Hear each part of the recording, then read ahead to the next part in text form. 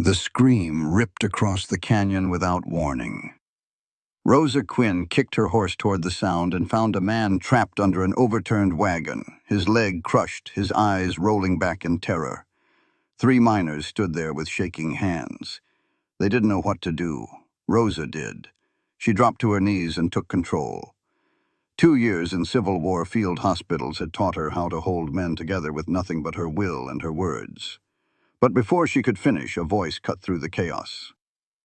"You have no authority to practice medicine in my jurisdiction." Judge Silas Beckett looked down at her from his fine horse like she was dirt on his boots. "This man is dying," Rosa said. "I saved him." His smile never wavered. "If you continue, I will have you arrested." Rosa didn't know it yet, but this wasn't about a woman practicing medicine. It was about poison in the water, miners dying slowly, land being stolen, and a conspiracy that would kill anyone who got too close to the truth. She came west to escape one war. She was about to walk straight into another. This story will teach you that sometimes the hardest roads lead to the best destinations, that the skills forged in your darkest moments become the weapons that save others, and that standing up for what's right will always make you a target, but it will also reveal who's willing to stand beside you. If you've ever felt like your painful past was worthless, this story is your proof that everything you survived prepared you for something greater. Drop a comment and tell me, what battle from your past made you who you are today? Your likes and shares help women everywhere find stories that honor their strength. Subscribe so you never miss a story that speaks to your soul. The year was 1876. The place was Wyoming territory, and the wind that cut through Powder Pass that autumn morning could strip the hope right out of a person's bones. Rosa Quinn guided her mare down the steep mountain trail. Her fingers stayed close to the worn leather medical bag strapped to her saddle. 6 years since the war ended. 6 years since she had stood in field hospitals, watching young men die screaming for their mothers. 6 years, and she still watched every shadow like it might shoot back. She was 32 years old. Her dark hair was pulled back in a practical braid. Her hands were rough from work, and her eyes held the kind of knowing that only came from seeing too much death too young. Rosa had come west to escape, to start over, to build something new from the ashes of everything she had lost. She did not know that she was riding straight into another war. The scream ripped across the canyon without warning. Not a woman's cry, a man's pain, raw and helpless and terrible. Rosa's body moved before her mind caught up.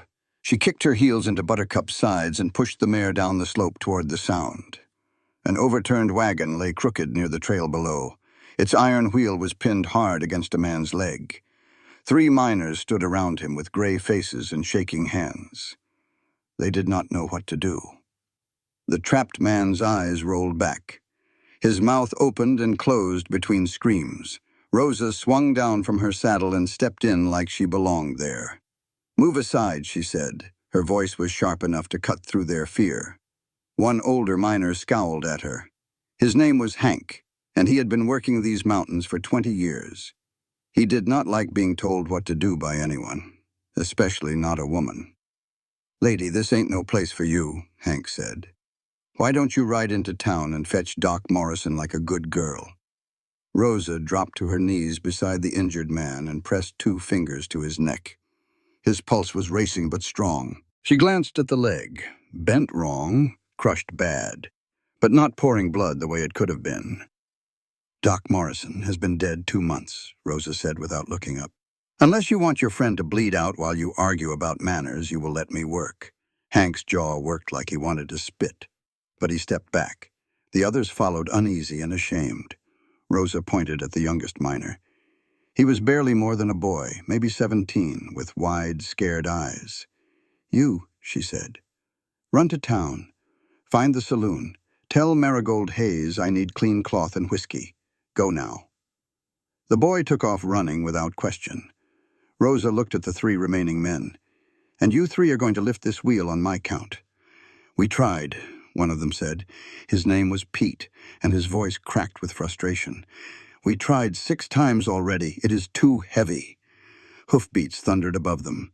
A rider came down the pass fast enough to be reckless or skilled enough to survive it. A massive black stallion slid to a stop in a cloud of dust, and the rider swung down in one smooth motion. He was tall, broad-shouldered. He carried himself like a man who had seen violence and did not flinch from it. His gray eyes swept the scene like he was measuring every risk, every threat, every angle. Those eyes paused on Rosa for one brief moment. Something flickered there. Recognition, maybe, or curiosity. Then he looked at the wagon. "Elias Crow," Hank muttered. There was relief in his voice. Thank God. Rosa had heard the name whispered in the town she had passed through. Former cavalry scout, rancher now. A man who kept to himself up in the hills and came down only when necessary. "Need to cut the axle," Elias said. His voice was low and steady. "You got a saw in that wagon?" While the miners scrambled to find tools, Elias crouched beside Rosa. His presence was solid, warm, like standing next to a wall that could stop anything. "You the new midwife," he said. It was not quite a question. "Midwife," Rosa said without looking up. She was checking the injured man's breathing now, and whatever else folks need. His gaze narrowed. "Military trained." Rosa finally met his eyes. They were gray like storm clouds, gray like gunmetal, gray like the sky before everything went wrong. "Field hospital," she said. "Pennsylvania.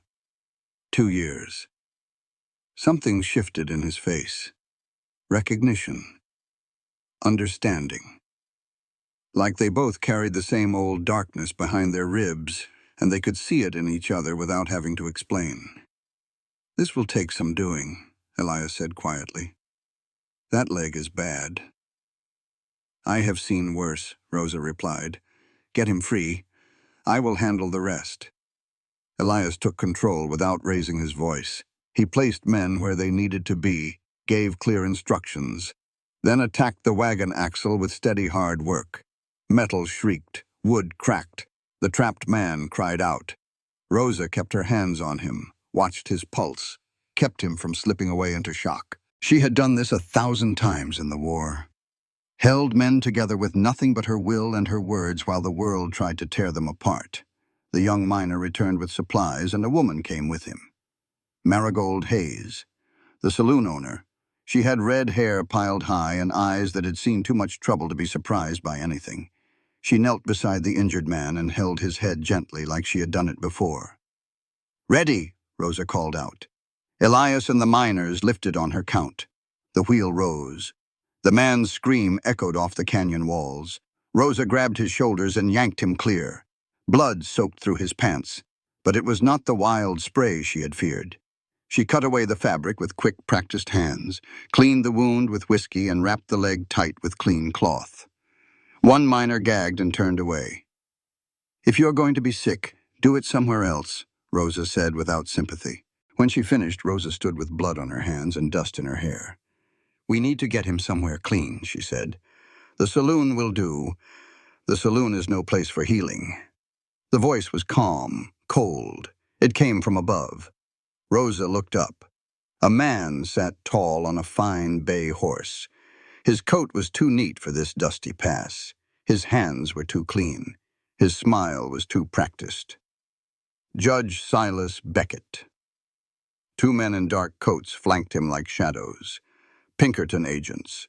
Private enforcers for anyone rich enough to pay. "And you, madam," Beckett said, looking down at Rosa like she was a stain on his paperwork, "have no authority to practice medicine in my jurisdiction." Rosa felt the old war anger rise in her chest. The kind of anger that had kept her alive when everything else tried to kill her. "This man is dying," she said. "I saved him." Beckett's smile did not waver. "You are a dangerous amateur playing at doctor. I will overlook this incident because of the circumstances. But hear me clearly, Miss Quinn. If you continue, I will have you arrested." The miners shifted uncomfortably. Even the Pinkerton agents looked uneasy. Beckett tipped his hat like it was all a pleasant joke. "Good day, Miss Quinn. Mr. Crow, we will speak about your outstanding debts soon." Then he rode away, leaving dust and anger in his wake. Marigold cursed under her breath. Rosa ignored her and turned back to the injured man. "We are not taking him to town," Rosa said. "Not while that snake controls everything." Elias's jaw tightened. But when he spoke, his voice was steady. "My ranch is closer. Beckett's law does not run on private land. Not yet." Rosa studied him, his gray eyes, his broad shoulders, the way he stood like a man who had stopped running from trouble a long time ago. "Why risk his anger?" she asked. "Why help me?" Elias looked away for a moment, then back. His voice dropped low. "Maybe I do not like watching men die when they do not have to. Maybe I do not like Beckett thinking he owns everything." His eyes met hers. "And maybe I am curious if you are half as good as you act." Rosa felt something shift in her chest, something she had not felt in a long time. "Then let us move," she said, "before that leg gets any worse." They loaded the injured man onto a makeshift stretcher. Rosa rode beside him, checking his breathing, keeping him warm against the mountain wind. Elias led the way on his black stallion, his broad shoulders cutting through the cold like he could push the whole world back if he tried hard enough. But as the miles passed, Rosa noticed something that made her blood run cold. A smell beneath the blood and whiskey. Bitter. Strange. Like almonds. She had smelled it before, in war camps where wells had been poisoned, in field hospitals where men died slowly from something no one could name. The injured man's fever climbed too fast, too sharp. This was not just a broken leg. Something else was killing him from the inside. And Rosa was beginning to suspect she knew what it was. They reached Elias Crow's ranch as the sun started to set. The sky burned orange and red behind the mountains, beautiful and dangerous all at once. The ranch house was solid and simple, built to last, built by hands that knew how to work. Rosa noticed the careful repairs on the roof, the strong fence posts, the way everything was maintained with quiet pride. This was a man who built things instead of destroying them. That meant something. They carried Tom Brennan into a small, clean room off the kitchen. Rosa set up her supplies on a wooden table and got to work. She set the broken leg properly, cleaning it again, binding it tight. Tom drifted in and out of consciousness, muttering about his wife Mary and his children. Rosa held his hand when the pain got bad and talked to him in a low, steady voice until he calmed. But the fever would not break. It climbed and climbed, higher than it should have from a simple broken bone. Tom's skin burned like fire under Rosa's fingers. His breathing turned shallow and fast. Elias stood in the doorway watching. His arms were crossed over his chest, but his eyes were worried. "He should be getting better," Elias said. "You set the leg perfect. I saw it." Rosa wiped sweat from Tom's forehead with a cool cloth. "This fever is not from the break," she said quietly. "Something else is wrong." She leaned closer to Tom's face and breathed in. There it was again, that bitter smell like almonds, faint but unmistakable. "Where does the mine get its water?" Rosa asked. Elias frowned. "Wells, mostly. Creek runs down from the mountain, too." "Why?" Rosa hesitated. She was not ready to say what she was thinking. Not yet. Not until she was sure. "Water can turn bad," she said carefully. "Naturally or not." Elias went very still. His gray eyes sharpened like a blade being drawn. "You are saying someone is poisoning the miners?" Rosa met his gaze. "I am saying I have seen this before. In the war, men who drank from bad wells, they got fevers that would not break. They had this same smell on their breath." Elias stared at her for a long moment. Then he turned and looked out the window toward the distant mountains where the mine sat. Beckett owns shares in that mine, he said slowly. If workers get sick and die, he brings in cheaper men from back east. Men who do not know their rights. Men who will not complain. Rosa felt the old war chill settle into her bones. The feeling she got when she realized evil could wear a clean coat and a practiced smile. Outside, a wolf howled somewhere in the darkness. The sound echoed off the hills like a warning. "I came west to heal," Rosa said. "To start over." Elias turned back to look at her. The lamplight caught the hard lines of his face, the old scars, the tired eyes. "And instead you found another war," he said. Rosa nodded slowly. "Seems I did."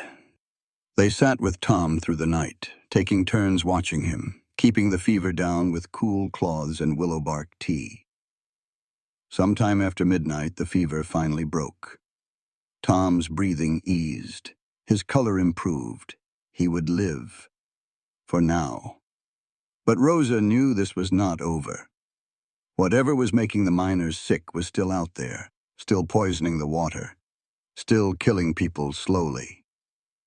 The next morning, Rosa walked outside to clear her head. The air was crisp and cold, smelling of pine and sage. Mountains stretched in every direction, beautiful and indifferent to the troubles of the people below. Elias found her there, standing by the fence, watching the sun rise. He handed her a cup of coffee without asking if she wanted it. She took it gratefully. "You planning to set up a clinic?" he said. It was not a question. Rosa sipped her coffee. "How do you know that?" Elias almost smiled. "Almost. I can see it. You do not do half measures. You will want a clean room, shelves full of supplies, a proper place where people can stop bleeding in the dirt." Rosa's throat tightened. "Yes," she said, "I want that." Elias nodded once, like a man accepting a fate he could not change. "I got an old storage shed by the barn. We can fix it up. Make it proper." Rosa turned to look at him. The morning light caught his gray eyes and made them almost silver. "Why are you helping me?" she asked. "You do not even know me." Elias was quiet for a moment. When he spoke, his voice was rough with old pain. "My sister died 3 years ago," he said. "Childbirth. There was no doctor, no midwife. No one came in time." He paused. "If someone like you had been here, she might have lived."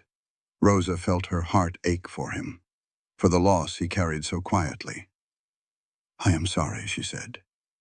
Elias shook his head. "Do not be sorry. Be good. That is what matters." They spent the next several days working side by side. Rosa cleaned the old shed until her hands cracked and bled. Elias hammered boards into place, patched holes in the roof, and built sturdy shelves with quiet skill. He never complained. He just worked. His shoulders moved with the steady strength of a man who knew how to fight and build in equal measure. Sometimes their hands would brush when they passed tools. Sometimes their eyes would meet across the small space. Rosa felt something warm growing in her chest, something she had not felt in years. She pushed it down. There was no time for such feelings. Not now. Not with people dying. On the third day, summer rain came early. It pounded the ground and turned the yard into thick mud. Rosa stood in the doorway of her almost finished clinic and watched the rain wash the dust away. It felt like a blessing and a warning at the same time. "You sure about this?" Elias asked. He was lifting another board onto a shelf behind her. Rosa did not turn around. "I am sure. Tom Brennan is walking on that leg you thought would have to come off. That is proof enough for me." Elias made a sound that might have been a laugh. "Beckett will not see it that way." Rosa finally turned to face him. "Then Beckett can come find me himself. I am done hiding from men who think their money makes them gods." Something flickered in Elias's eyes. Respect, maybe, or worry, or both. Before he could speak, hoofbeats splashed through the mud outside. A woman rode up on a painted Mustang. Her posture was straight and proud. Her dark hair was braided with beads and feathers. She dismounted like she belonged to the land itself. "You must be Rosa Quinn," the woman said. Her voice was calm and clear. Rosa stepped forward. "And you are?" "Nia. 2 Elks," the woman said. "I heard you need medicine that does not come from town men and their papers." Nia was Shoshone on her mother's side, with a white fur trader for a father. She walked between 2 worlds and belonged fully to neither. Her grandmother had taught her the old ways, the plants and roots and medicines that had kept her people alive for generations. She carried a leather satchel that clinked with bottles and rustled with dried herbs. "I brought what I could," Nia said. "Willow bark for fever, yarrow for bleeding, sage for cleaning wounds, things that work when nothing else does." Rosa took the satchel carefully. Inside were treasures: bundles of dried plants tied with string, jars of thick paste, small bottles of tinctures.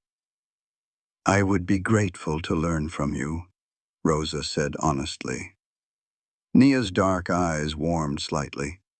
"And I want to see if you mean what people say, that you treat anyone who needs help, no matter who they are."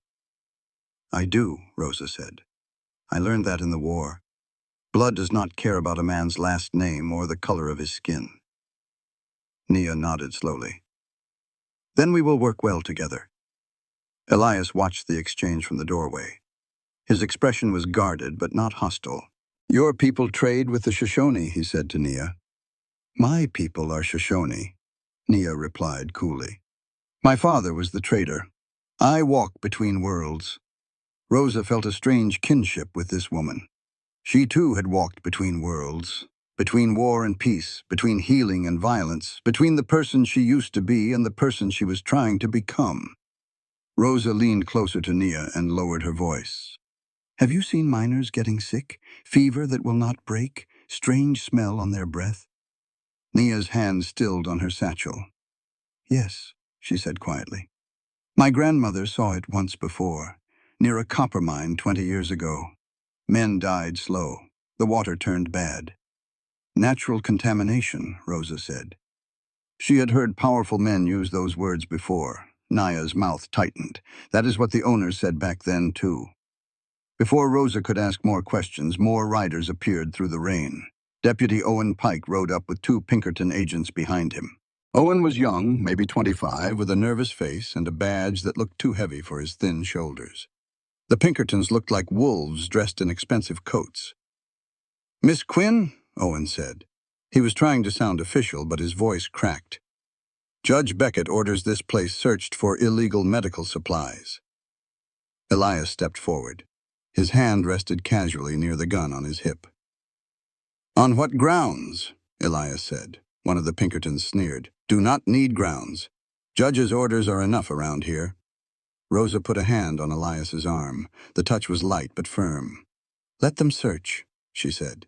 "Violence gives Beckett exactly what he wants, a reason to destroy us." The Pinkertons pushed into the clinic and began tearing through everything Rosa had worked so hard to build. They opened jars and spilled herbs on the floor. They knocked instruments off shelves. They treated her life's work like garbage.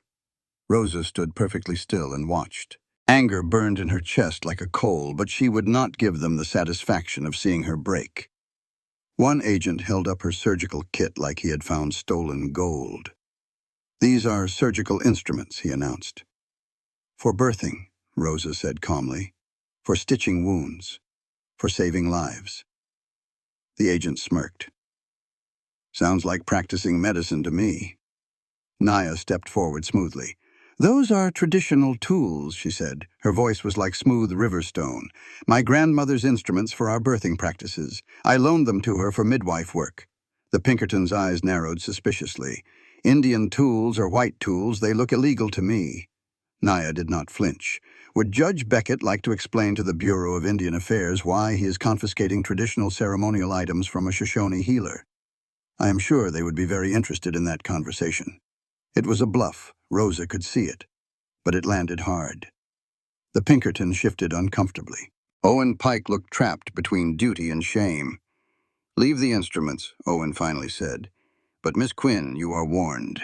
Any reports that you are exceeding midwife duties, and I will have no choice but to arrest you. After they rode away, the clinic looked like a storm had torn through it. Herbs scattered everywhere, cloth ruined, jars overturned and broken. Rosa let out a long, slow breath. "Thank you," she said to Nia. Nia was already picking things up, putting them back where they belonged. "They will return," she said. "Men like that always do." Elias moved to a corner of the shed. He pulled a loose board away from the wall. Behind it was a hidden space, dark and deep. "My father built these," Elias said, "for when dangerous men came looking." Rosa stared at the secret compartment, a hiding place. Elias replaced the board carefully. "For anything you need to keep safe." Rosa felt warmth spread through her chest. It had nothing to do with the small stove heating the room. "Why?" she asked again, softer this time. "Why are you risking so much for me?" Elias looked away like he hated having to say the truth out loud. "Because if you are right about the water," he said slowly, "people are going to keep dying. And because I'm tired of Beckett acting like he already owns everything and everyone in this valley." There was more underneath his words. Something personal, something painful. But Rosa did not push. Some wounds needed time before they could be spoken. Outside, the rain finally began to ease. A single ray of sunlight broke through the clouds and touched the muddy ground. Rosa looked at Elias, looked at Naya, looked at the ruined clinic that she would rebuild piece by piece. She had come west to escape the war. Instead, she had found another battlefield. But this time, she would not be alone. 3 weeks passed. Rosa's clinic slowly took shape again. She and Naya worked together, combining their knowledge, learning from each other. Rosa taught Nia about surgery and setting bones. Naya taught Rosa about plants that could stop infection and ease pain better than anything from a city pharmacy. Tom Brennan healed faster than anyone expected. Within 2 weeks, he was walking with a cane. Within 3, he was talking about going back to work. But other miners were getting sick. Rosa kept quiet notes, names, symptoms, how long they had worked at the mine, where they lived, what water they drank. The pattern was clear to anyone willing to see it. The sickness spread from the mine outward like ripples in a poisoned pond. But Rosa needed proof.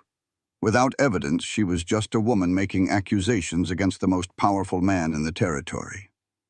On a Thursday evening, Rosa sat in her clinic writing notes by candlelight. Elias had gone into town for supplies. Nia had returned to her grandmother's home in the hills. The ranch was quiet. Too quiet. The sound of hoofbeats made Rosa look up. Fast hoofbeats. Desperate, Marigold Hayes burst through the clinic door, her red hair wild, her face pale with fear. "Rosa," she gasped, "there has been a fight at the saloon. A man is cut bad, real bad. He is bleeding all over my floor, and I do not know what to do." Rosa grabbed her medical bag without hesitation. "Show me." They rode hard through the darkness. The town of Ash Hollow glowed ahead, lanterns flickering in windows, shadows moving on the streets. Inside the saloon, the air was thick with whiskey, fear, and the copper smell of fresh blood. A young miner lay sprawled near the bar. A knife wound gaped below his ribs, deep and ugly. Blood pooled beneath him, spreading across the wooden floor. Rosa dropped to her knees beside him. Her hands were already moving, already working. "Everyone back," she ordered. "Now!" Someone started to protest. A drunk man with a mean face and meaner words. But Marigold's voice cracked like a whip. "You heard her. Move your behind unless you want to watch him die on my clean floor." The crowd shuffled backward. Rosa cleaned the wound fast, pressed cloth hard against it, and began to stitch with steady hands. The miner cried out and tried to thrash, but strong hands held him down. Rosa looked up. Elias stood there. He had appeared from nowhere, silent as a shadow. His gray eyes were fixed on Rosa's hands as she worked. His expression was unreadable. "Hold him steady," Rosa said. Elias knelt and pinned the young miner's shoulders with gentle firmness. The man stopped thrashing. Rosa worked for almost an hour. The whole saloon watched in silence. Miners with dirty faces, women with tired eyes. Even children who should have been home in bed pressed their faces against the windows. When she finally tied off the last stitch, the young miner was still breathing. His color was bad, but improving. He would live. Rosa stood up slowly. Her hands were covered in blood. Her back ached. Her eyes burned with exhaustion, but the room was silent. Then a woman sobbed. Someone whispered words Rosa could not quite hear. And slowly, like sunrise breaking over mountains, she saw the change in their faces. They were looking at her differently now. Not as a stranger, not as a woman who did not belong, but as someone who had just saved a life right in front of their eyes. Owen Pike pushed through the crowd. His young face was pale and tight. He looked at Rosa's bloody hands, at the needle and thread, at the wound that should have killed a man. "Thought you were just a midwife," Owen said quietly. Rosa met his eyes without flinching.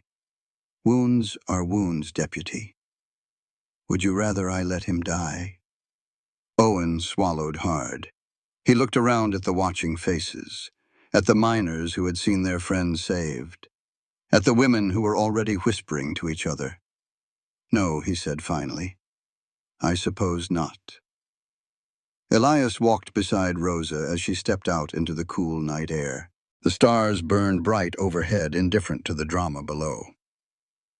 "That was foolish," Elias said quietly. "Beckett will hear about this before sunrise." Rosa kept walking. Her boots clicked against the wooden boardwalk. "Let him hear," she said. "I am done hiding what I am." Elias caught her arm gently. She stopped and turned to face him. In the moonlight, his gray eyes looked almost silver. There was respect in them, and worry, and something else she could not quite name. "He will come at you harder now," Elias said. "He will not stop until he breaks you or buries you." Rosa looked back at the glowing saloon windows, at the people inside who had hope now because of her, at the young miner who would wake up tomorrow and see his family again. "Then I will stand harder too," she said, "and I will not break." Thunder rolled in the distance, a storm coming down from the mountains. Somewhere out there, Judge Silas Beckett was already planning his next move, already thinking about how to destroy the woman who refused to bow. But Rosa Quinn had survived a war. She could survive one corrupt judge. The next morning brought news that spread through Ash Hollow like wildfire. 4 miners had collapsed at the work site. 2 were dead by noon. The others lay in their beds with fevers that would not break, babbling about voices and lights that were not there. Rosa rode to the mining camp with Nia. They examined the sick men, collected water samples, and took notes on everything they saw. The evidence was damning. All 4 men had drunk from the same well. All 4 had worked the same shaft. All 4 had been healthy 2 weeks ago. "This is not natural," Rosa said to Nia as they rode back toward the ranch. "This is poison. Someone is doing this on purpose." Nia's face was grim. "My grandmother saw this before. Arsenic in the water. It kills slow, makes men too weak to fight, too confused to complain." Rosa gripped her reins tight. "And then what happens? Then the owners bring in new workers, cheaper workers, workers who do not know their rights." Rosa felt sick to her stomach. Beckett was killing people for profit, killing them slowly, quietly, in a way that looked like bad luck and natural disease. She had seen evil in the war. She had seen men do terrible things to each other. But this was different. This was murder wearing a suit and a smile. "We need proof," Rosa said. "Evidence that will hold up in a real court. Something that cannot be denied or explained away." Nia nodded. "Then we find the source. We find where the poison comes from." They made plans to explore the mountain streams and abandon mines where the water originated. It would be dangerous. Beckett had eyes everywhere. But Rosa did not care anymore. She had not survived Pennsylvania to die in silence here. That evening, Elias found Rosa sitting on the porch of her clinic. She was staring at the sunset, lost in thought. He sat down beside her without asking permission. Their shoulders almost touched.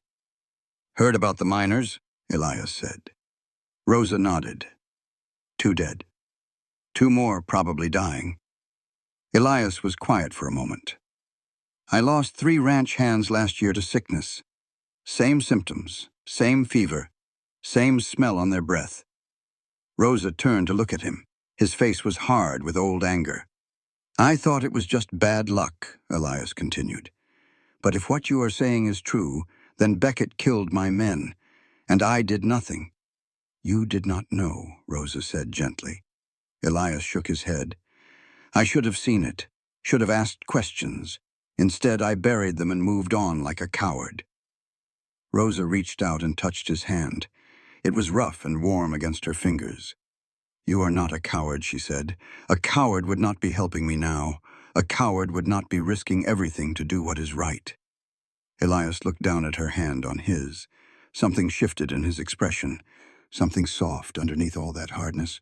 "My sister," he said slowly. "She lived here, on this ranch. She was going to have a baby. First grandchild in our family in 10 years. Rosa waited. She could feel the pain in his voice like a physical thing. The baby came early," Elias continued. "Something went wrong. She bled, and there was no doctor, no midwife, nobody who knew what to do." He paused. "I held her hand while she died, watched the light go out of her eyes, could not do a single thing to save her." Rosa's heart ached. "Oh, Elias, that is why I am helping you," Elias said. His gray eyes met hers. "Not because I am brave, because I am guilty. Because every time I look at you saving someone's life, I think maybe somehow it makes up for not being able to save hers." Rosa squeezed his hand. "It does not work that way," she said gently. "Guilt does not cancel out with good deeds. But what you are doing now matters. The people you are helping now are real, and they are alive because of you." Elias stared at her for a long moment. Then he did something Rosa did not expect. He smiled. It was small and sad and beautiful all at once, a smile that cost him something to give. "You are a strange woman, Rosa Quinn," he said. "So I have been told," Rosa replied. They sat together in silence as the stars came out one by one. The night was cold, but Rosa felt warm. Somewhere out there, danger was gathering. Beckett was planning. Darkness was coming.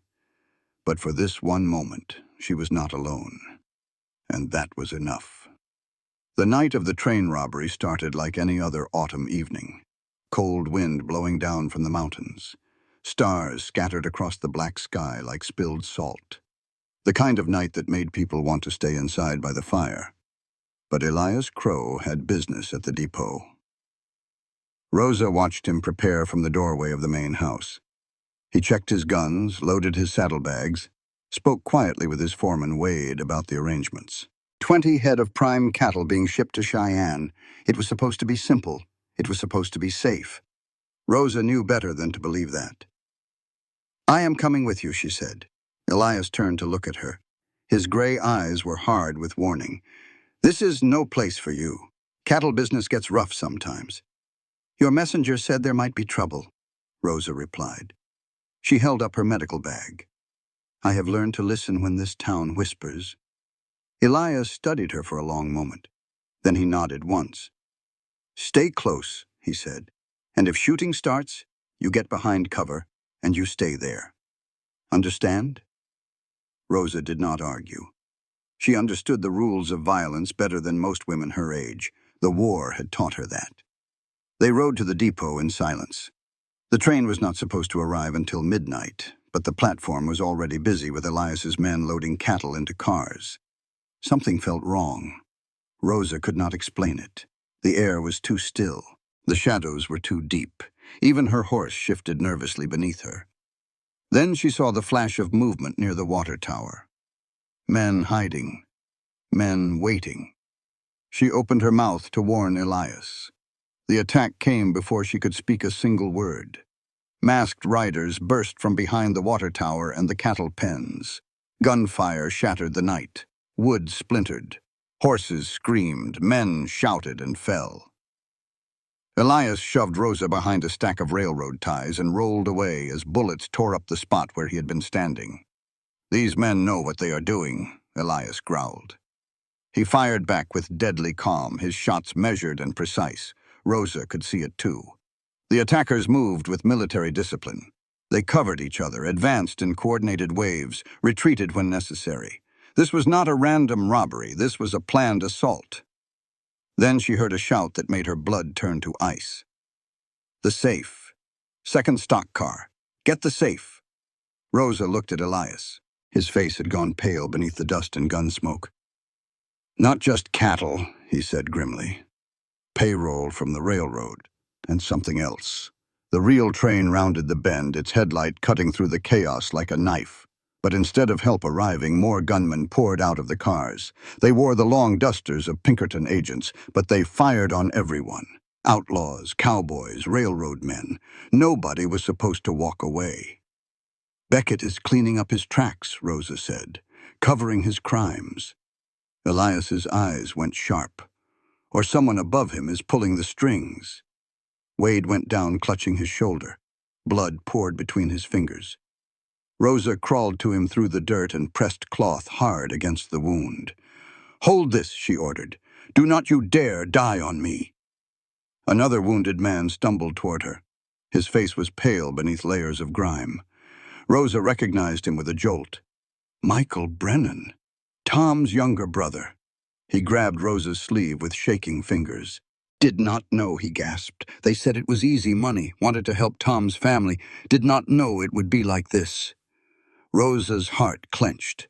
Desperation made men do ugly things. She hauled Michael behind cover and kept working, stopping bleeding, keeping pressure, talking to the wounded in that calm, steady voice she had learned in the war. An explosion blew the stock car door wide open. Inside were metal boxes stamped with government seals. "Federal gold," Elias breathed. "Army payroll. That is what Beckett has been stealing all along." The shooting surged again. Rosa knew they had seconds, not minutes, before the situation became impossible. "We have to go," she shouted. "We have to go now." She and Elias dragged the wounded to horses and fled into the darkness. Behind them, the depot burned like a signal fire against the night sky.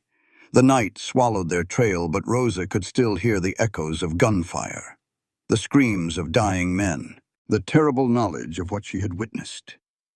They reached a line shack in the hills as the first gray light of dawn touched the mountains.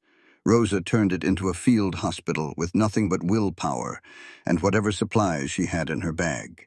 She stitched wounds by lamplight, pulled bullets from flesh with steady hands, fought infection with whiskey and will. Elias stood guard at the window, watching the tree line like a wolf protecting his pack. "Papers," Wade mumbled once, half conscious from pain. He said something about papers, worth more than gold. Rosa and Elias exchanged a look. Proof, evidence, documents that could hang powerful men or get innocent people buried. Hoofbeats came with the dawn. Elias doused the lamp and drew his gun. A voice called out, high with fear. "Elias, thank God! It is Owen Pike." Owen stood in the doorway with 2 deputies behind him. His young face was gray with exhaustion and something worse. "There have been murders," Owen said. His voice cracked on the words. "Beckett is dead. 2 Pinkertons, too. They are blaming you and Rosa." Rosa went cold. "Blaming them for murders they did not commit." "Federal marshal rode in this morning," Owen continued. "Warrants already signed. Dead or alive." Rosa understood then. Warrants prepared, accusations ready. This had all been planned from the beginning. They were being framed. Elias kept his voice calm. "Tell the marshal we will come in peaceful. Just need time to get wounded men to safety first." Owen spoke loudly enough for his deputies to hear. Dead or alive, those were the orders. Then he added, equally loud, "Marshal said to check the old Miller place first. Might take us a couple hours to ride out there." Rosa caught the message. Owen was buying them time. risking his own neck to give them a chance. When the lawman rode away, Elias turned to Rosa. "We cannot take wounded men into town. They will be killed as accomplices. We need sanctuary," Rosa said. "Somewhere the law cannot touch." Elias nodded slowly. "Padre Esteban, the mission up the valley, sanctuary rights. Even a federal marshal cannot violate those. They hauled the wounded across rough country, moving slow and careful. The mission bells were ringing morning prayers when they finally arrived. Padre Esteban was old and kind and asked no questions. He took them in, gave them beds, and promised protection under God's roof. But Rosa knew this was only a temporary refuge. Outside these walls, powerful men were hunting them. And the truth about the poisoned water was still buried.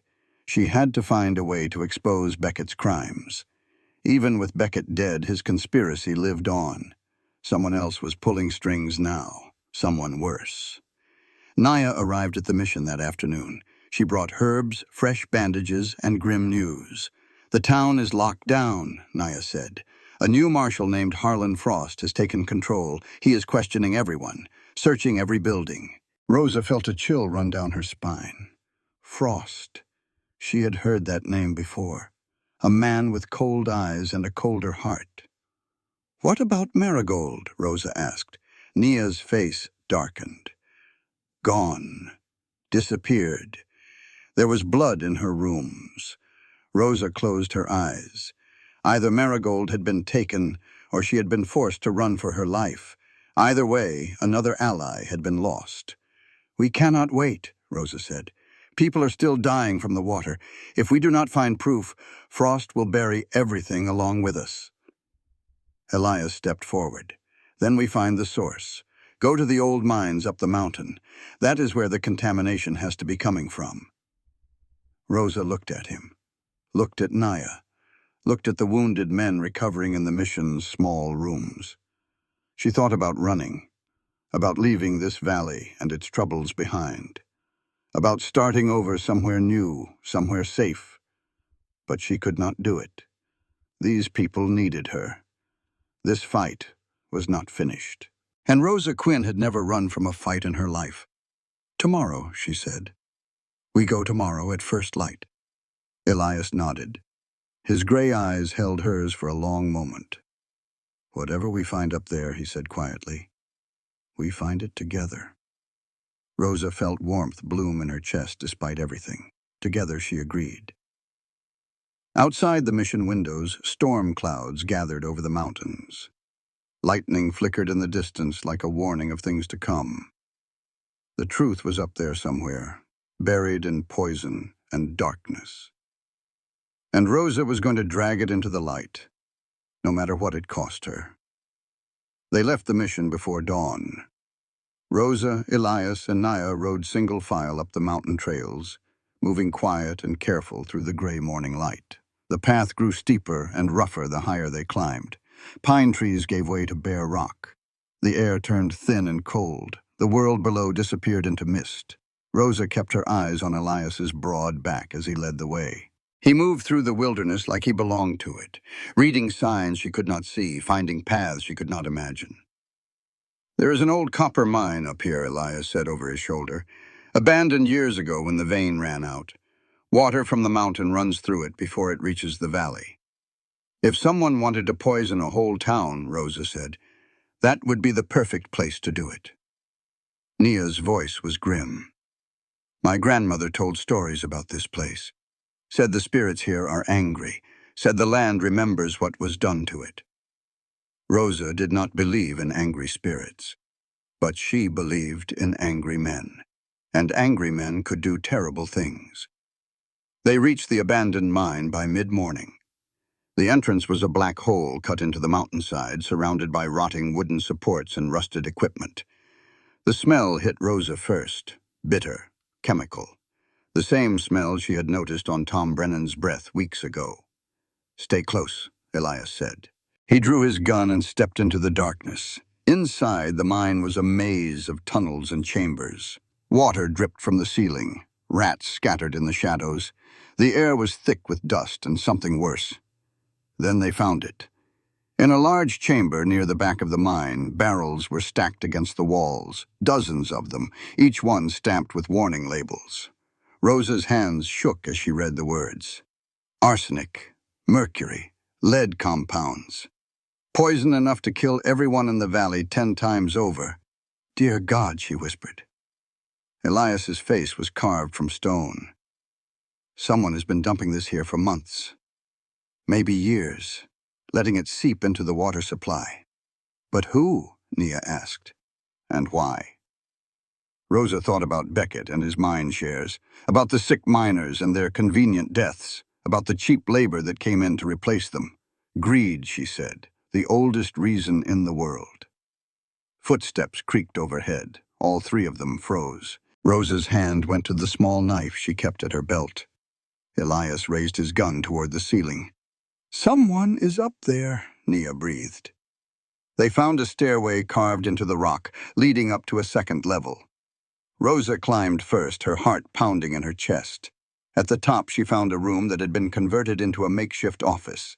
A table covered with papers, a cot in the corner, a lantern still warm from recent use.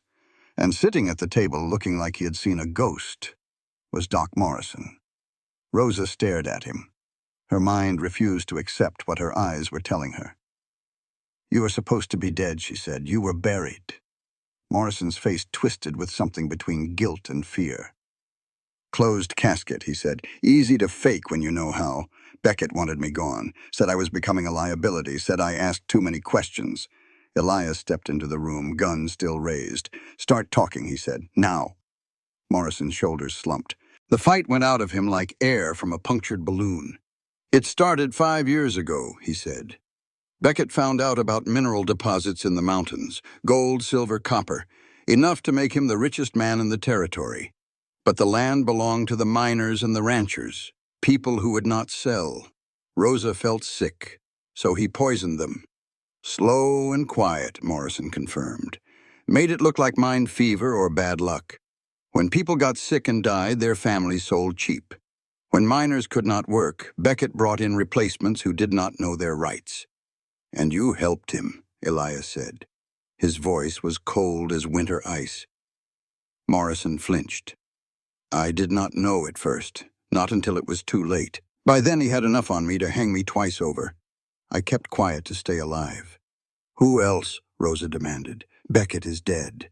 Someone is still running this operation. Morrison's face went pale.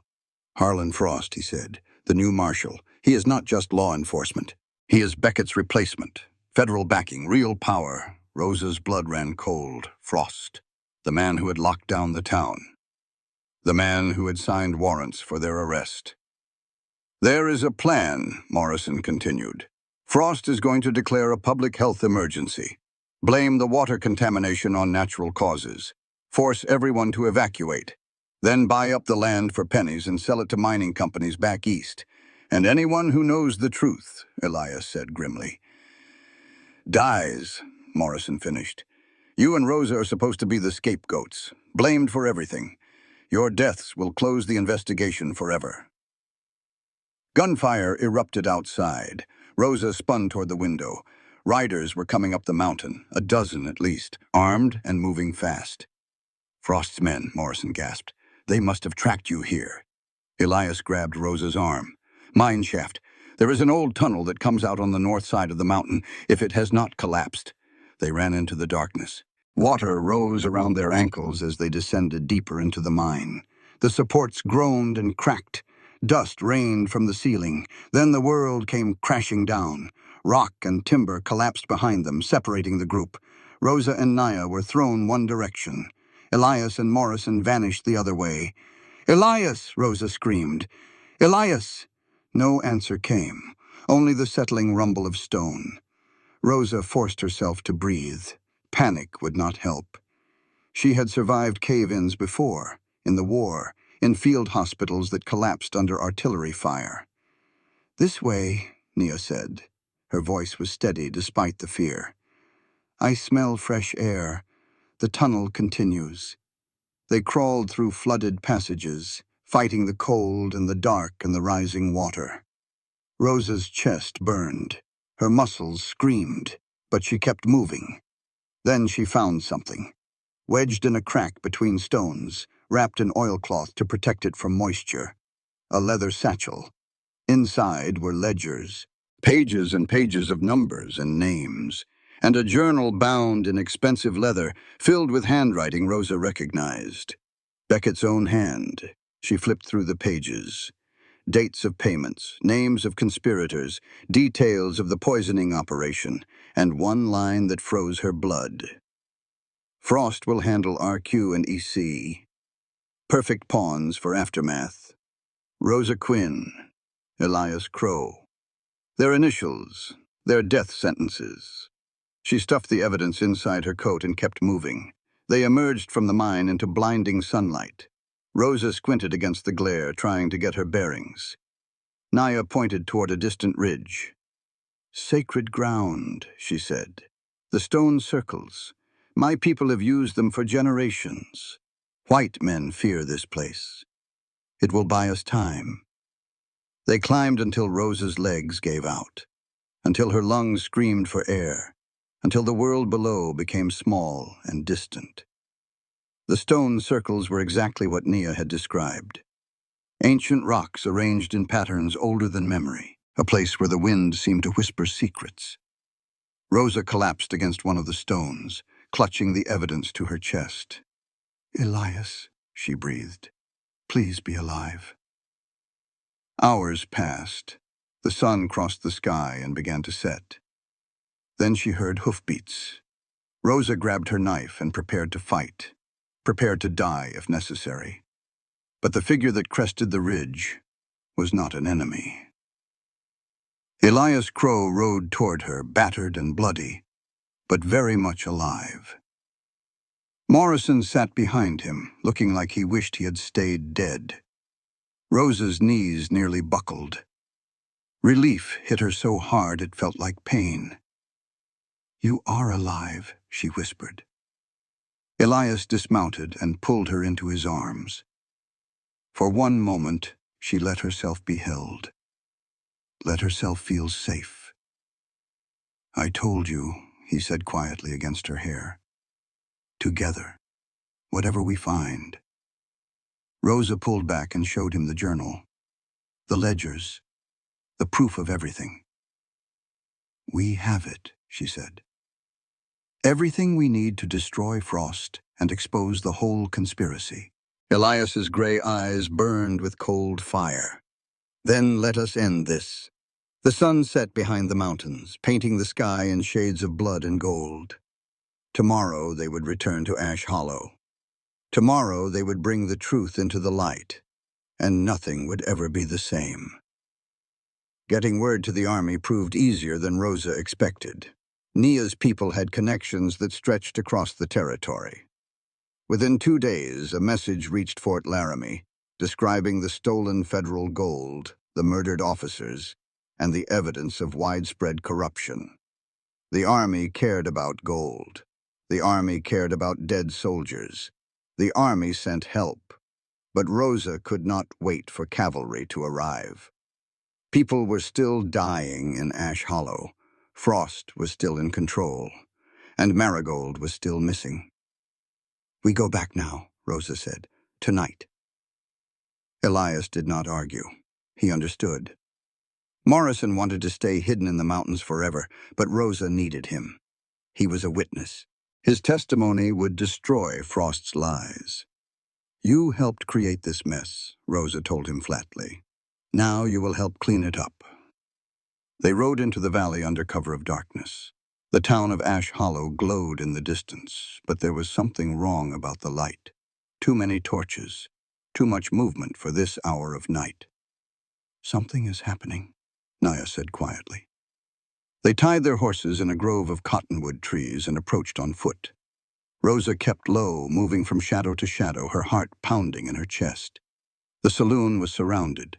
Armed men in dark coats stood at every entrance. Frost's Pinkertons.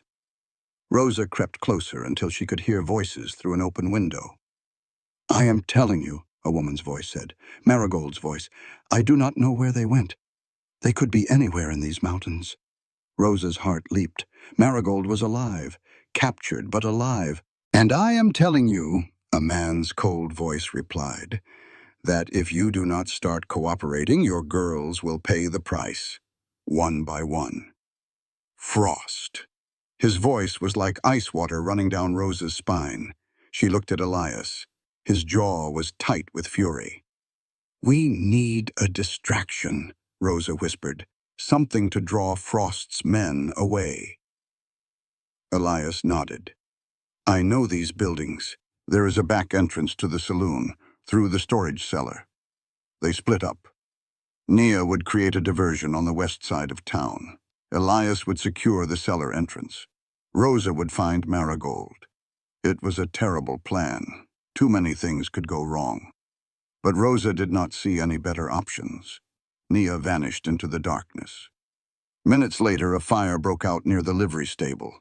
Shouts erupted. Men ran toward the flames. Rosa moved.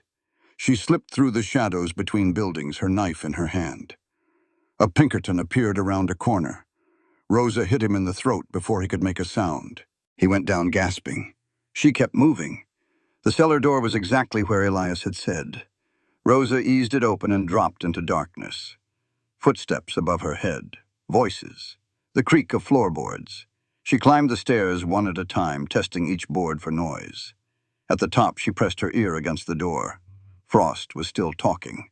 His voice dripped with arrogant confidence. "By tomorrow morning, this town will be under quarantine. Everyone will be evacuated for their own safety.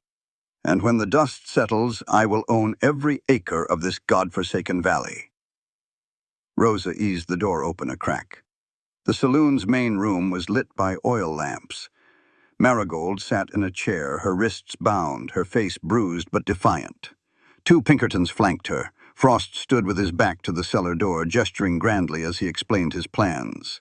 Rosa counted threats. 2 guards, Frost himself, a pistol on the table. Bad odds, but she had faced worse. She pushed the door open and stepped into the room. Frost spun around, his hand going for his gun, but Rosa was faster. She threw her knife. It buried itself in one guard's shoulder. He screamed and dropped his weapon. Elias burst through the front door at the same moment, his rifle raised. "Nobody move," Elias commanded. The second guard hesitated. It cost him. Elias crossed the room in 2 strides and put him down with a single blow. Frost raised his hands slowly. His cold eyes flickered between Rosa and Elias, calculating. "You are making a mistake," Frost said smoothly. "I am a federal marshal. Killing me would be treason." Rosa pulled Beckett's journal from her coat and held it up. "I know what you are," she said. "I know about the poison, the gold, the murders. It is all here, in Beckett's own handwriting." Frost's composure cracked, just for a second, just enough for Rosa to see the fear underneath. "That proves nothing," Frost said. "The word of a wanted criminal against a federal officer." The front door banged open again. Owen Pike stepped inside, pale-faced but determined. Behind him came miners, shopkeepers, women with children clinging to their skirts. Half the town, it seemed, crowding into the saloon. "I think it proves plenty," Owen said.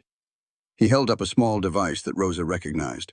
A recording machine, the kind used for transcribing testimony. "Been running this whole time," Owen continued. "Got every word, every confession, every threat you made against innocent people." Frost's face went white. His eyes darted toward the back door. Tom Brennan blocked his path. The miner Rosa had saved weeks ago stood with a rifle in his hands and cold determination in his eyes. "You plan to burn our children," Tom said quietly.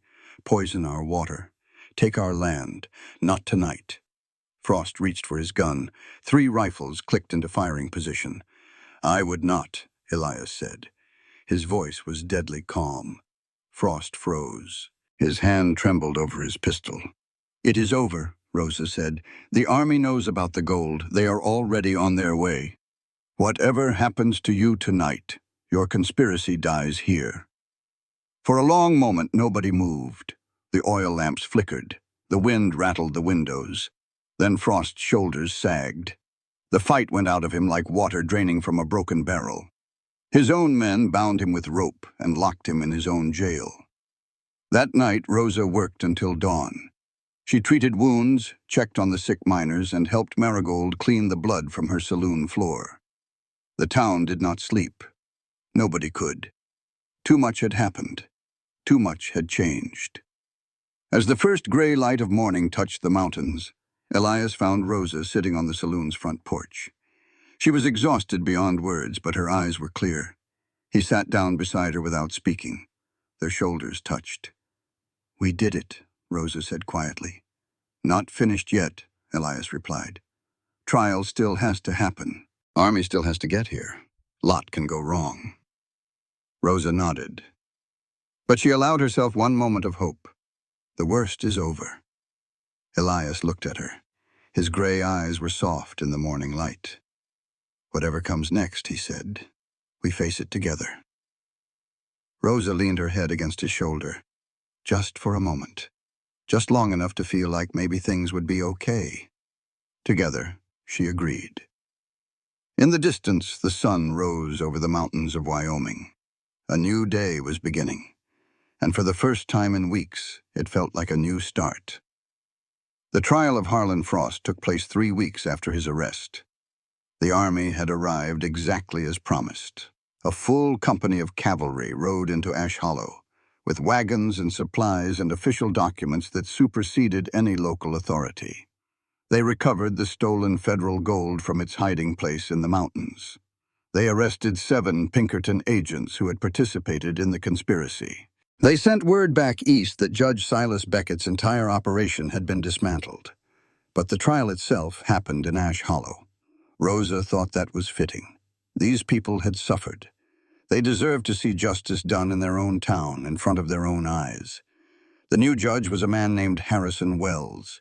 He was old and weathered and had no patience for lies.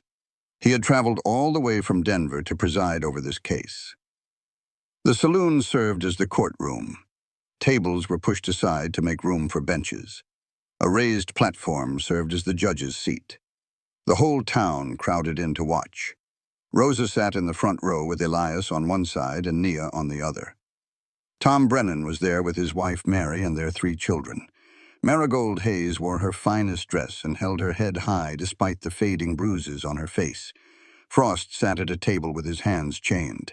His expensive coat was torn and dirty now. His cold eyes had lost their confidence. He looked small, ordinary, not like a man who had almost destroyed an entire valley. The trial lasted 4 days. Doc Morrison testified first. His voice shook as he described the poisoning operation, the bribery, the murders. He named names, dates, amounts of money that had changed hands. His testimony alone would have been enough to convict Frost 10 times over.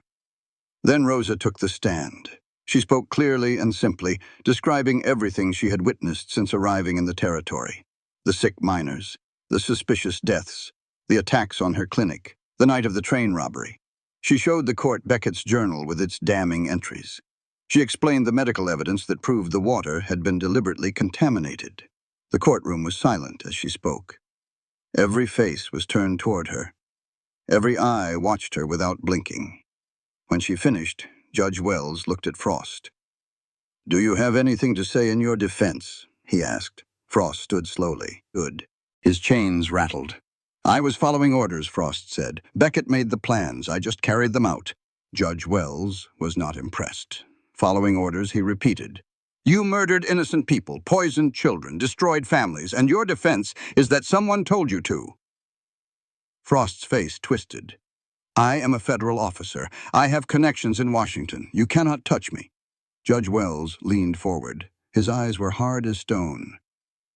"Son," he said, "those connections bought you a trial instead of a hanging. That is all they bought. Your crimes speak for themselves." The verdict came on the 4th day. Guilty, on all counts. The courtroom erupted in cheers. Women wept, men shouted. Children who did not understand what was happening clapped their hands because the adults were happy. Rosa felt tears running down her own cheeks. She did not try to stop them. Frost was led away in chains. He would be transported to Denver for sentencing. But everyone knew what the sentence would be. He would never hurt anyone again.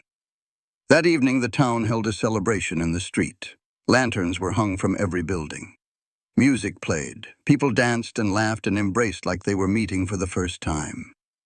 Rosa stood at the edge of the crowd, watching it all with a full heart. Elias appeared beside her. He was wearing a clean shirt and his hair was combed.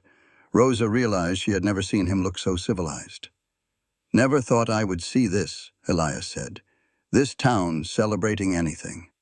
Rosa smiled. "They have earned it." Elias was quiet for a moment. Then he spoke again, his voice low. "So have you." Rosa turned to look at him.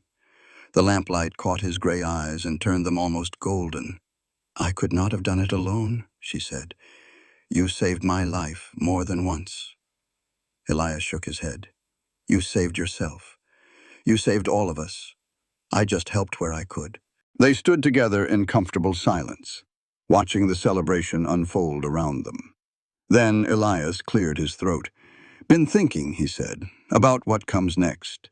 Rosa's heart beat a little faster. "What do you mean?"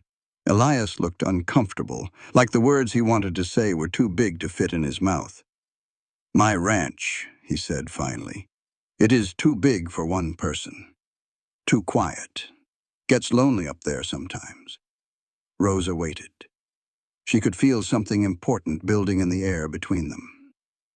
"I was wondering," Elias continued, "if maybe you might want to stay, not just at the clinic, but at the ranch, with me."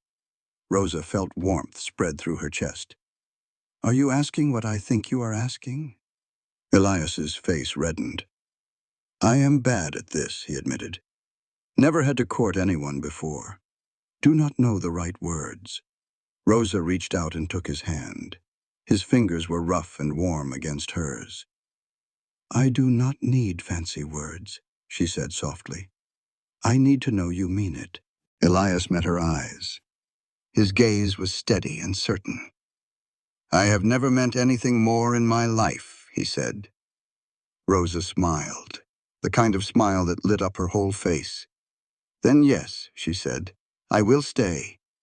Elias's expression transformed. The hard lines softened. The guarded look disappeared. For one moment he looked like a young man again, a man who had just been given a gift he never expected to receive. He pulled her close and kissed her. The crowd around them cheered and whistled, but Rosa barely heard them. She was too busy being happy. When they finally pulled apart, Elias was grinning like an idiot. "Suppose we ought to make it official," he said. "Do this proper." Rosa laughed. "Is that a proposal?" "That is the best I got," Elias admitted. "Like I said, I am bad at words." Rosa kissed him again. "I accept," she said. The celebration continued late into the night. But Rosa did not stay for all of it. She and Elias walked back to the ranch together, hand in hand under the stars. And for the first time in years, Rosa Quinn felt like she was exactly where she was supposed to be. The months that followed the trial were filled with hard work and slow healing. The wells were cleaned and tested. The creek that ran down from the mountain was declared safe again. Families who had been afraid to drink the water finally let their children play in the streams without fear. Rosa's clinic became a real building on Main Street. Tom Brennan and the other miners built it with their own hands as a gift to the woman who had saved so many of them. It had 2 examination rooms, a small surgery, and living quarters upstairs where Rosa could stay when she needed to be close to a patient. The shelves were stocked with proper supplies. The windows let in good light. For the first time since the war, Rosa had a real home. She and Elias fell into a rhythm. They worked side by side during the days, he on his ranch and she in her clinic. They spent their evenings together, sometimes talking, sometimes sitting in comfortable silence. Elias taught her how to ride properly, not just sitting on a horse, but truly riding. Rosa taught him about medicine, showing him how to treat simple wounds and recognize serious illnesses. They learned each other's stories, the good parts and the terrible parts, the things they were proud of and the things that still haunted them. Rosa told him about the war. about the young soldiers she could not save, about the nightmares that still woke her sometimes, sweating and gasping for air. Elias told her about his sister, about the guilt he carried like a stone in his chest, about the years he had spent alone on his ranch, punishing himself for a death he could not have prevented. In sharing their pain, they found healing. Nia became a regular visitor to the clinic. She and Rosa worked together, combining their knowledge. They taught each other. They learned from each other. Nia brought her grandmother once, a tiny, ancient woman with eyes that saw straight through pretense. The old woman examined Rosa for a long moment, then nodded in approval. "Good heart," the grandmother said in halting English. "Strong spirit. You will do much good." Rosa treasured those words. Marigold's saloon became a gathering place for the town's women.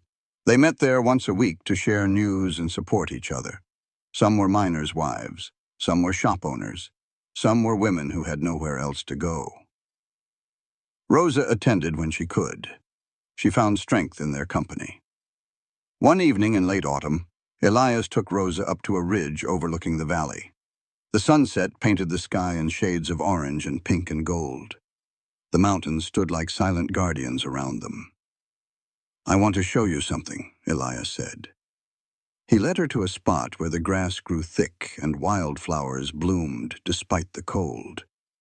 A simple wooden cross marked a grave. "My sister," Elias said quietly, "I buried her here, where she could see the whole valley."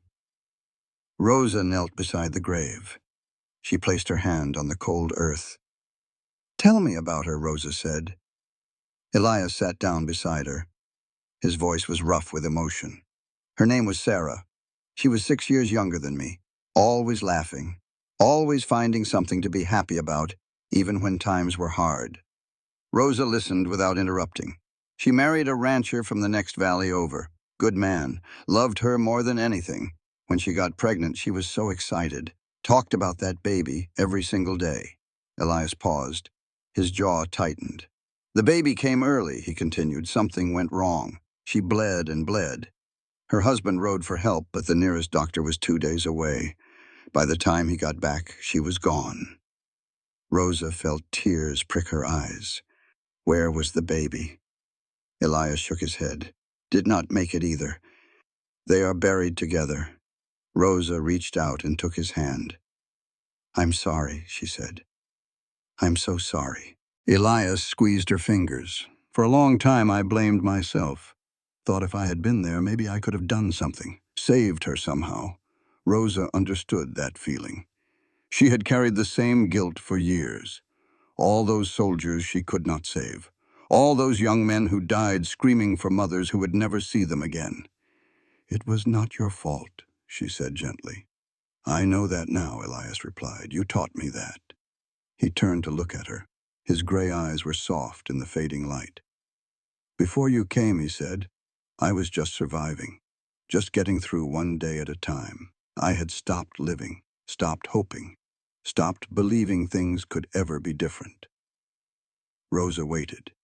"You changed that," Elias continued.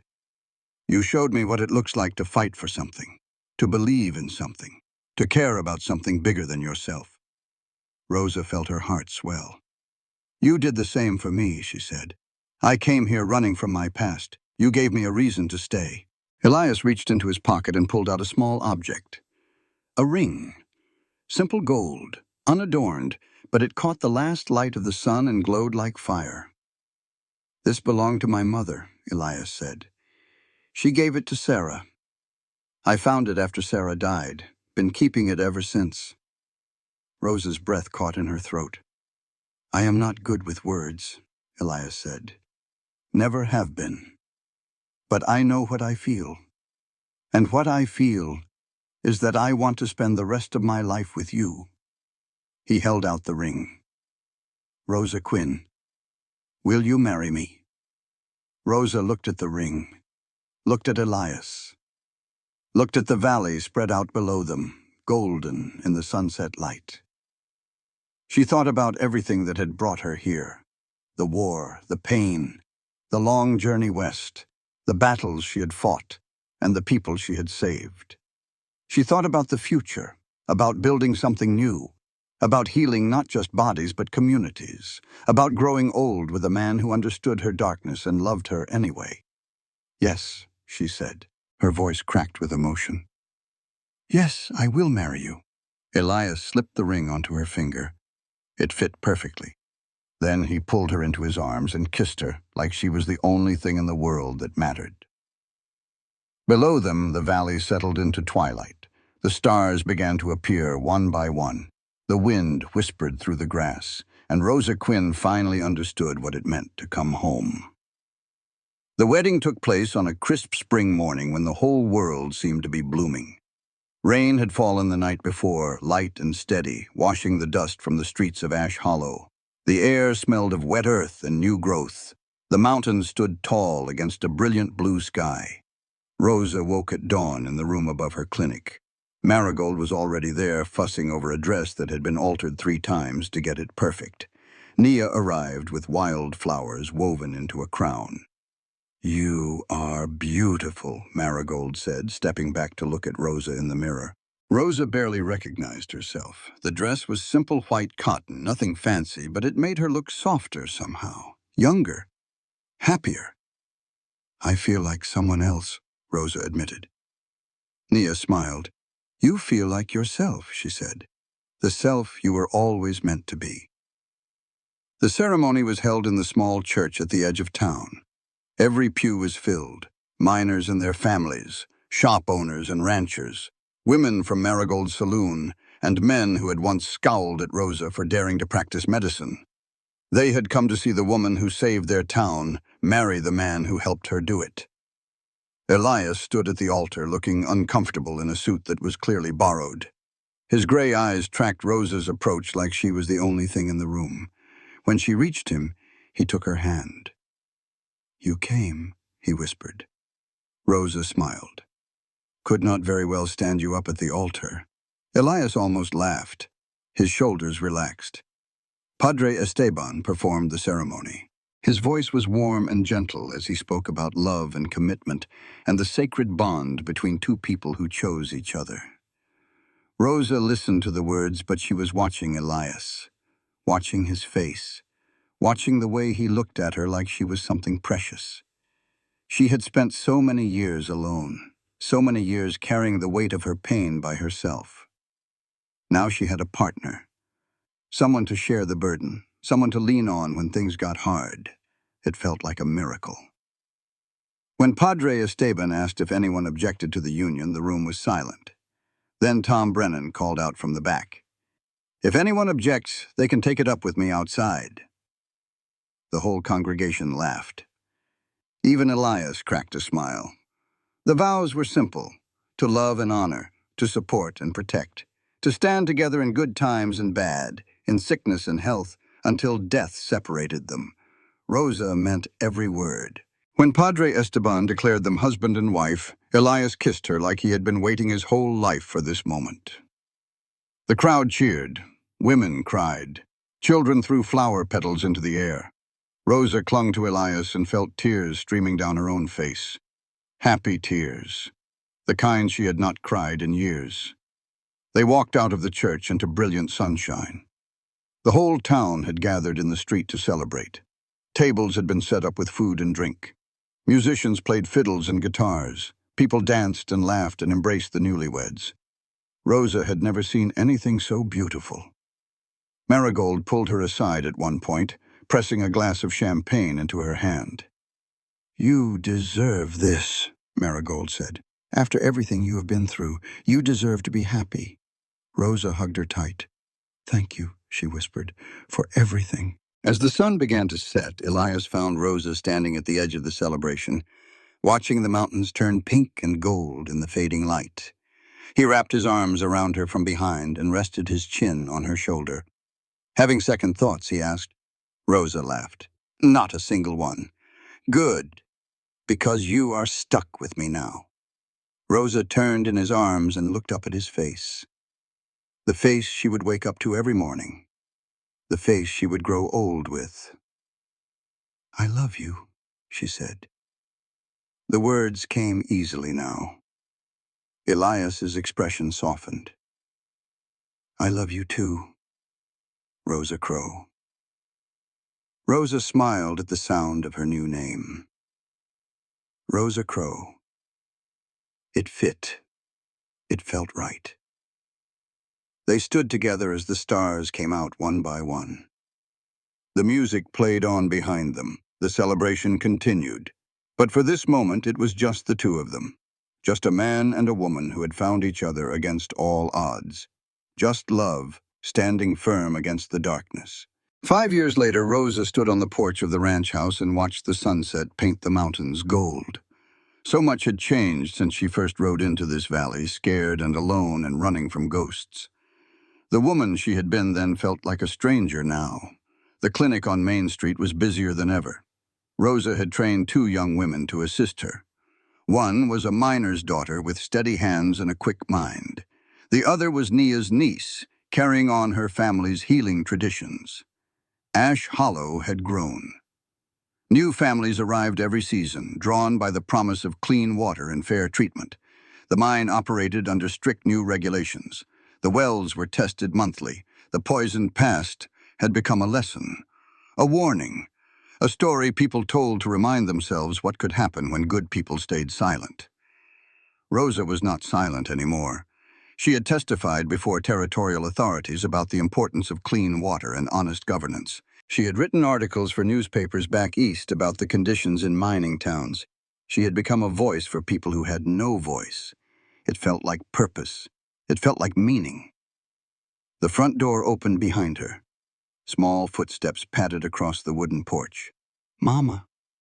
Rosa turned and smiled at the little girl running toward her. Sarah was 4 years old, named for the aunt she would never know. She had her father's gray eyes and her mother's stubborn chin. Rosa scooped her daughter into her arms and kissed her cheek. Where is your brother? Rosa asked. Papa has him, Sarah reported. They are looking at the horses. Rosa laughed. Of course they were. Little James was only 2, but he already loved horses more than anything. Elias said he took after his uncle, but Rosa suspected it was just a love that ran in the family. She carried Sarah down the porch steps and into the yard. The evening air was cool and sweet. Fireflies were beginning to flicker in the grass. Elias appeared around the corner of the barn, James perched on his shoulders. The boy was giggling and grabbing handfuls of his father's hair. Elias's face lit up when he saw Rosa. There are my girls, he said. 5 years of marriage had not dimmed the warmth in his eyes. If anything, it had grown stronger. Every morning when Rosa woke up beside him, she felt grateful all over again. They walked together toward the house, their children between them. Sarah chattered about the baby chick she had seen that morning. James babbled happy nonsense from his perch on Elias's shoulders. Rosa looked at her husband, looked at her children, looked at the land that had become her home. She thought about the road that had brought her here, the war, the loss, the pain that had nearly broken her, the journey west that had saved her life. She thought about the battles she had fought, the lives she had saved, the evil she had helped destroy. She thought about love, how it had found her when she least expected it, how it had grown stronger through every challenge, how it had given her a reason to keep fighting even when the fight seemed impossible. You are quiet, Elias said softly. Rosa smiled. Just thinking. Good thoughts. The best, Rosa replied. They reached the porch and settled into the chairs that had become their evening spot. Sarah curled up in Rosa's lap. James fell asleep against Elias's chest. The stars came out one by one. The mountains turned to shadows. The whole world seemed to hold its breath. I never thought I would have this, Rosa said quietly. A family, a home, a place where I belonged. Elias reached over and took her hand. Neither did I. They sat in comfortable silence, watching the night deepen around them. Rosa thought about all the women out there who felt lost, who felt broken, who thought they would never find peace or love or home. She wished she could tell them the truth, that the hardest roads sometimes led to the best destinations, that pain could be transformed into strength. That hope was never truly lost, even in the darkest moments. She wished she could tell them that happiness was possible, even after everything. Elias squeezed her hand. "What are you thinking about now?" he asked. Rosa looked at her sleeping children, at her strong husband, at the home they had built together from nothing but courage and love.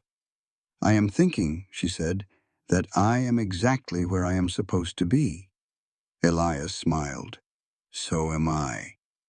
The wind whispered through the valley, the stars burned bright overhead, and in a small ranch house in Wyoming, a woman who had survived war and loss and betrayal finally found her forever home. This is how the story ends. Not with victory over enemies, though that matters. Not with justice for the wicked, though that matters too. But with love, with family, with the quiet peace of a life well lived.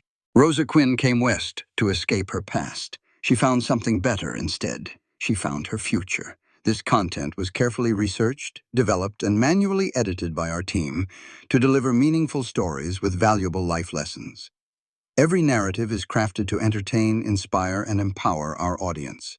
We believe that great stories can change lives, and we are committed to bringing you content that matters. Thank you for being part of our community.